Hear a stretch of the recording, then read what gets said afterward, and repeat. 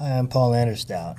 I'm the Hot Sharp Director for the Sonoran Glass School, and this year for Barrio Vidrio, we made a type of cane called ballatini, which is a complex Italian process. Is the cane that we're going to see being made right now.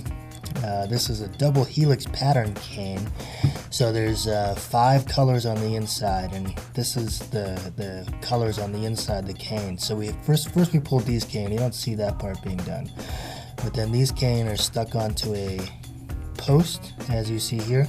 There's white in the center, and it's flanked by dark green.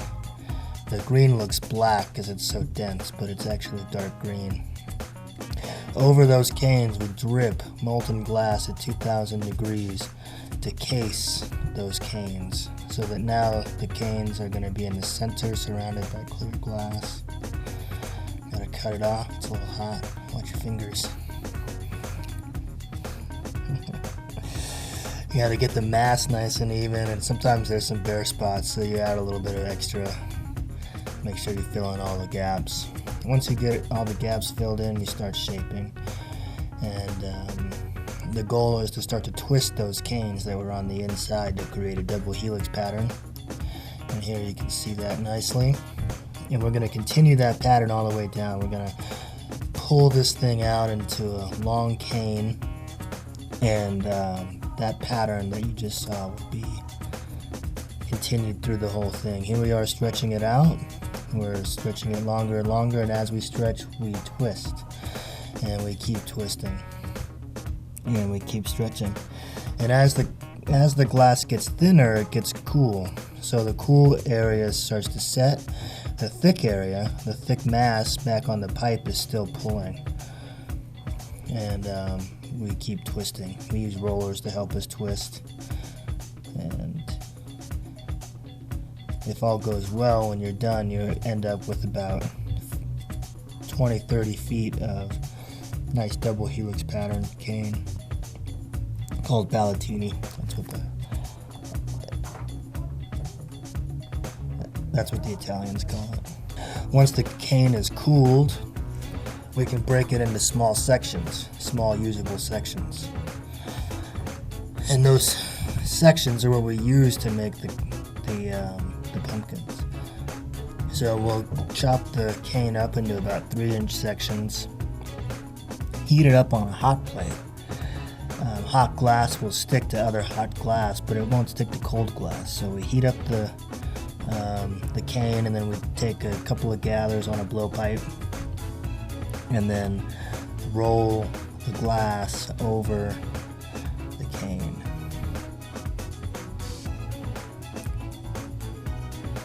Stick together. Alright, Jason takes a gather, lets it cool off for just a second, and then rolls those canes right up. Once they're on there, you need to do a little bit of shaping and then some melting and get them all melted in together so that it's one cohesive unit. Usually cut off the tip, kind of bring it all to a point so that there's one point of termination.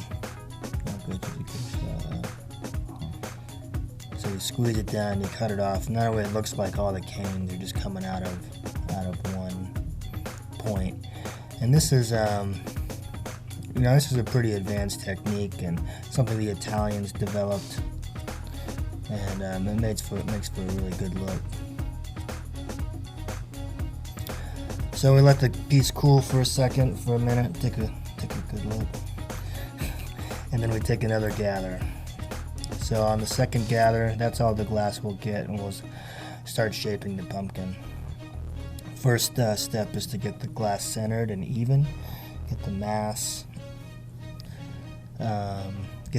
even, so that we can go into a mold.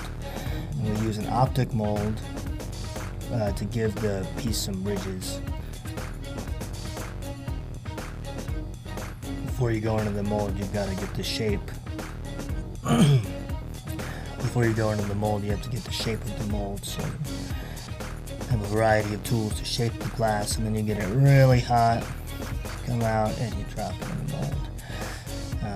molds are made out of cast aluminum, and they put in the ridges of the pumpkin. But it's not done yet. Now that you have ridges, we go ahead and finish blowing the shape out. That's the basic shape there. Yeah, that's the basic shape. Finish making the old pumpkin shape. So here, Jason's shaping the bottom of the piece, and now comes the transfer. So we take another rod, we call it punty, P-U-N-T-Y, take a little bit of glass on that, and attach it to the bottom so that we can break it off the blowpipe. It's important that the punty is the right temperature so that it sticks but it doesn't fuse. So here it sticks, you stick it on center, keep turning, gotta get everything nice and straight, and then chill the neck. When glass gets too cold too fast, it breaks, which can be a problem, but you can also make the glass break where you want to. So by cooling it off and giving it a sharp tap, it breaks at the neckline. And that's a good shot of the ridges there. You can see the ridges in the pumpkin. And then comes time for the stem. So you take a couple of gathers on a bit rod and you roll it through some colored glass frit. Little chips of glass, and melt that in, and then get that screaming hot and drop that into a mold as well, an optic mold, to give it ridges. While it's still really hot, we attach the stem over the little hole and start to stretch it out. And we have another piece of pipe that we use to wrap the glass around to make coils. Cut the glass off. When the glass is molten, you can cut it, you can stretch it. It's quite plastic, but it starts to cool off pretty quick. So Jason only has a couple of moves here to adjust the stem, get it how he likes it. And there you have the finished pumpkin. A sharp tap takes it off the punny. We torch the bottom to get rid of any sharp edges so nobody cuts themselves. And when a fork is used to hook the stem, and then we put it in the annealer for a cool down cycle so that the glass doesn't break. So we hope that you come on down and join us for Barrio Vidrio. We're going to be able to make your own pumpkin at Sonoran Glass from 10 a.m. to 2 p.m. And we hope to see you there.